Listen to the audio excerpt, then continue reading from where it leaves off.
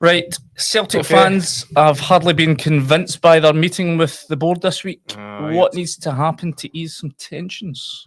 That's putting it lightly. Look, let's be honest here. I don't think there's any chance they're going to get their wish that there's going to be boardroom change. Heads aren't going to roll, right? It's not the way Celtic are set up. They've had a stinker at transfer window. They've sort of put their hands up halfway. They've stuck a couple of fingers up at least. Not that way, but you know what I mean. They've admitted they didn't get it all right. The statement, as Mick Gannon brilliantly puts it, the wine o'clock statement for last month's been overtaken by a bit more of an acceptable statement this time round, but still not appeased the fans, you're right. So, first things first, when it comes to the next transfer window, they need to go out with a statement of intent and spend and sign good. So the sign early as well. Sign they early, can't be doing this. Funnily enough, they have signed quite early in previous Januaries, haven't they? So I'm pretty sure they'll have targets in mind already. Go and get them the first week of the window.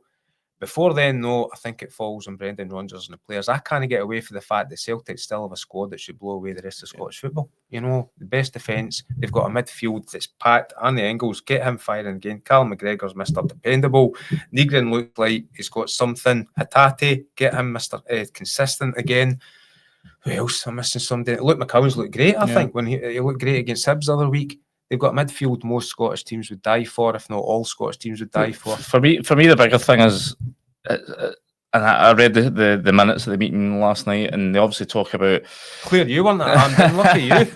Day off. They're clearly talking about they can't reveal too much, business confidentiality reasons. Yeah. But I think they have to stop gaslighting the supporters. When this stuff about, there's financial fair play rules, there's, we can't go out and splurge all this money. Yeah.